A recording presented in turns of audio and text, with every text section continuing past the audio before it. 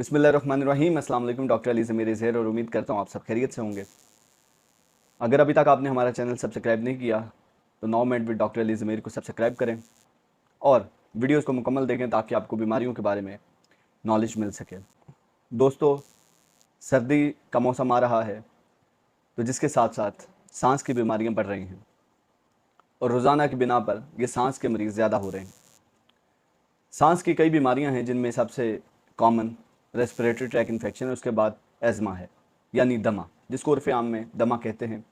आज मैं ये वीडियो दमा पे बना रहा हूँ, एज़मा पे बना रहा हूँ। तो एज़मा को समझने के लिए सबसे पहले रेस्पिरेटरी सिस्टम का नॉर्मल फंक्शन समझना ज़रूरी है।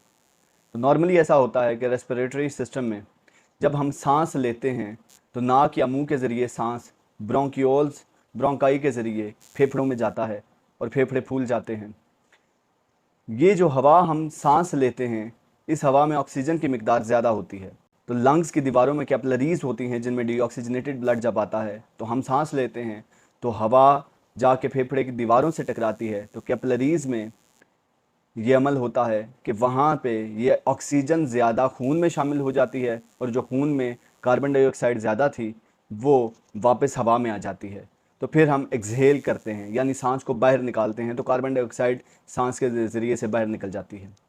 तो इससे हमारा खून साफ़ हो जाता है। लेकिन एज़मा में क्या होता है? एज़मा में हमारे सांस की जो नालियाँ हैं, ब्रोंकाई जो हैं, वो नैरो हो जाते हैं और स्वेल कर जाते हैं, तंग हो जाते हैं और सूज जाते हैं। तो हवा जितनी हमें चाहिए, जितनी ऑक्सीजन चाहिए, वो पूरी तरह से फेफड़ों में नहीं जाती, जिसकी वजह से मरीज़ का सांस मुश्किल हो जाता है। तो एज़मा की वजह से यहाँ पर ब्रोंको स्पैज़्म होता है यानी ब्रोंक्यूल्स जो हैं, हमारे ब्रोंकाई जो हैं, वो तंग हो जाते हैं, इन्फ्लेमेशन हो जाती है, उनकी सोजश हो जाती है और फिर वहाँ पर डब्ल्यूबीसीज वाइट ब्लड सेल्स का रिएक्शन होता है फॉरेन बॉडीज़ के साथ और वहाँ पर म्यूकस बनती है यानी नज़ला बनना शुरू हो जाता है, ये पस बनना शुरू हो जाती है। तो जिसकी वजह से ऑब्स्ट्रक्शन आ जाती है। ऑब्स्ट्रक्शन ये एक बीमारी है COPD, chronic obstructive pulmonary disease, उसकी आगे टाइप है एज़मा। तो ये ऑब्स्ट्रक्शन हो जाती है, सांस में रुकावट हो जाती है एज़मा में। एज़मा की दो टाइप्स हैं, एक इंटरमिटेंट एज़मा और एक परसिस्टेंट एज़मा। इंटरमिटेंट में पेशेंट नॉर्मली होता है लेकिन वो किसी फैक्टर की वजह से उसका सांस मुश्किल हो जाता है, ये हम आगे डिस्कस करते हैं। लेकिन परसिस्टेंट में ऐसा है कि अक्सर पेशेंट वो सांस मुश्किल के साथ ही प्रेजेंट करता है। एज़मा के कॉजेज़ में सबसे पहला कॉज है smoking, cigarette smoking, tobacco smoking से ये नालियाँ तंग हो जाती हैं। दूसरी वजह आती है एलर्जीज़। मुख्तलिफ लोगों को जैसे पोलन एलर्जी है या कोई भी एलर्जी है जिसकी वजह से मरीज़ के फेफड़ों की नालियाँ तंग हो जाती हैं।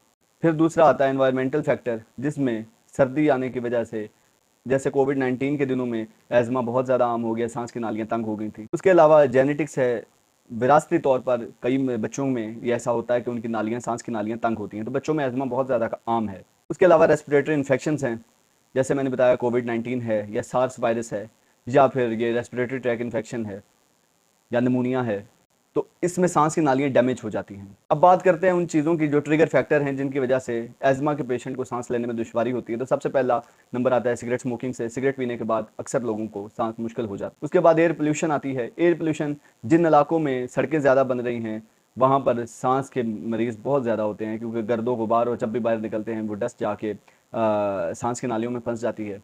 तो एयर पोल्यूशन की वजह से या मुख्तलिफ टॉक्सिन्स होते हैं जो हवा में, और या वो इलाके जिनमें इंडस्ट्रियल एरिया बहुत ज़्यादा है, जहाँ पर फैक्ट्रियाँ ज़्यादा हैं, धुआं ज़्यादा है हवा में, वहाँ पर ऐसा होता है। तो इसलिए कहा जाता है इंडस्ट्रीज़ जो हैं वो शहर से दूर बनानी चाहिए।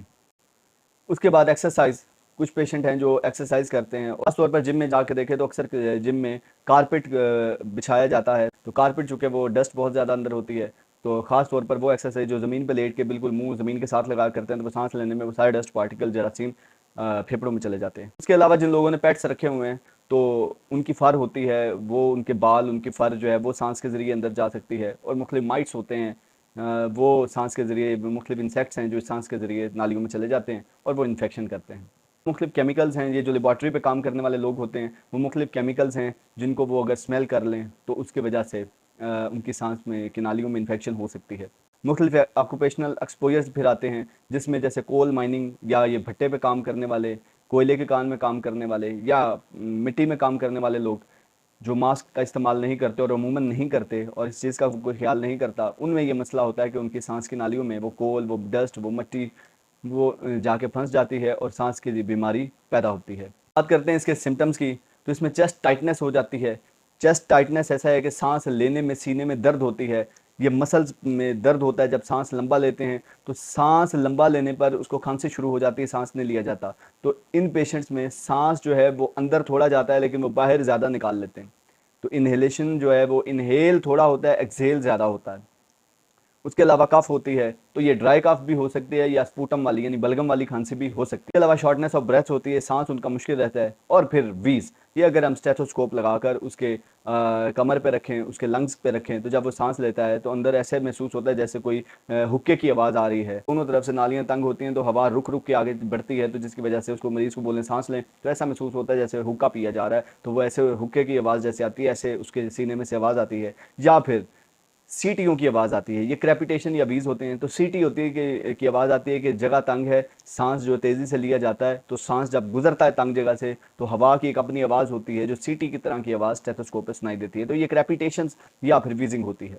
इसकी डायग्नोसिस के लिए सबसे पहले तो पेशेंट से ये पूछना चाहिए कि किसी चीज़ से एलर्जी तो नहीं है। अगर उसको किसी चीज़ से एलर्जी है तो पहले वो एलर्जी का टेस्ट करवाना चाहिए। दूसरा फिर चेस्ट एक्सरे और तीसरा स्पायरोमेट्री है कि वो पेशेंट को एक आला दिया जाता है और उसमें कहा जाता है इसमें सांस लो, तो देखा जाता है कि ये कितना सांस ले सकता है और कितना सांस बाहर निकाल सकता है। तो वो सांस लेने के लिए एक आला होता है, उसमें वो सांस लिया जाता है। तो फेफड़ों की ताकत को देखा जाता है कि इसके फेफड़ों में ताकत कितनी है, तो इससे भी एज़मा जो है डायग्नोस्ड हो जाता है।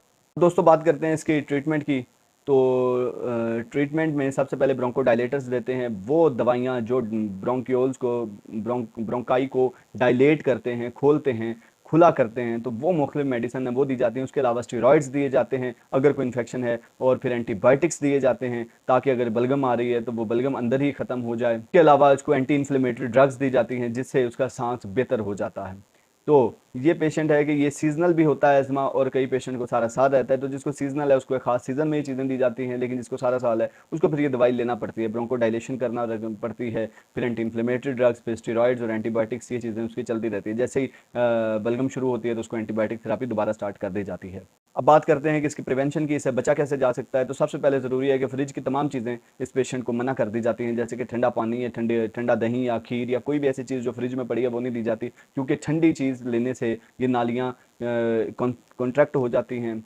ठंडी चीज़ लेने से नालियाँ मज़ीद तंग हो जाती हैं। ये है कि इसमें सिगरेट स्मोकिंग है तो उसको छोड़ना चाहिए। और फिर उसके अलावा फिर हमारे पास आती है कि अगर किसी चीज़ से एलर्जी है, परफ्यूम से या डस्ट से, तो उन चीज़ों से दूर रहना चाहिए। तो इस तरीके से आप प्रिवेंशन से काफ़ी बेहतरी हासिल कर सकते हैं। और फिर एज़मा के पेशेंट को चाहिए कि वो एक अपने इन्हेलेशनल पंप जो है वो एक पंप अपने पास रखे। जब भी उसका सांस उखड़ने लगे तो फ़ौरन जो है ना वो एक दो पफ ले ले, ताकि उसका सांस जो है वो बरकरार रहे और सांस उसका ठीक रहे। इस चीज़ में सबसे ज़्यादा ज़रूरी है कि आप अपनी प्रिवेंशन करें। मास्क का इस्तेमाल सबसे ज़्यादा ज़रूरी है। मास्क लगा सकते हैं तो ज़रूर लगाएं, ख़ास तौर पर जिन लोगों को एलर्जीज़ हैं वो मास्क ज़रूर लगा के रखा करें। फिर ये है कि इसमें भाप लेनी चाहिए, और अगर किसी के पास नेबुलाइज की वो मशीन पड़ी है तो नेबुलाइज जो डॉक्टर कहते हैं कि ये दवाई डाल के नेबुलाइज करें, तो वो दवाइयाँ इस्तेमाल करके नेबुलाइज भी दिन में कम से कम एक मरतबा ज़रूर करें ताकि सांस की नालियाँ खुली रहें। और फिर कोई ज़ोर वाला ऐसा काम ना करें, कोई भी ऐसा काम जिसमें सांस फूल सकता है कोशिश करें उससे परहेज़ करें। जितने दिन बीमार हैं उसमें परहेज़ करें। तो ये नालियाँ एक दफ़ा अगर तंग हो जाएं, ये क्रॉनिक इन्फ्लेमेशन है, ये दोबारा ठीक नहीं होती। एक दफ़ा डिजेनरेट हो जाएं, डैमेज हो जाएं, तो उनका डैमेज ठीक नहीं होता। तो ये दवाइयाँ मुख्तलिफ इनकी सारी ज़िंदगी चलती रहती हैं। और ख़ास तौर पर मौसम सरमा में जब सर्दी होती है तो सर्दी के मौसम में ये दवाइयाँ लाजमी लेना पड़ती हैं। कब एक पेशेंट को एमरजेंसी में ले जाना चाहिए, अगर वो सांस लेने की वजह से एंग्जाइटी में जा रहा है, पैनिक हो रहा है, तो फ़ौरन उसको एमरजेंसी में ले जाएं। या उसके हाथ के नाखून या पाँव के नाखून नीले हो रहे हैं, उसके होंठ नीले हो रहे हैं और सांस मुश्किल है, सीने में दर्द है और सीने में सांस लेते हुए सीने में दर्द हो रहा है, या उसको बहुत शदीद खांसी है और इतनी ज़्यादा खांसी है कि वो बात भी मुकम्मल नहीं कर पाता, और उसको साथ में पसीने आ रहे हैं, रंग पीला हो रहा है, बोलना उसके लिए मुश्किल हो गया है और वो जल्दी और तेज़ सांस ले रहा है, तो फ़ौरन उसको एमरजेंसी में लेके जाना चाहिए। इस वक्त पेशेंट को एमरजेंसी ट्रीटमेंट की ज़रूरत है। उम्मीद करता हूँ आपको ये बातें समझ में आई होंगी। अगर किसी बीमारी के बारे में आप जानना चाहते हैं तो कमेंट बॉक्स में कमेंट करें, तो मैं इंशाल्लाह उस पर वीडियो बनाऊंगा।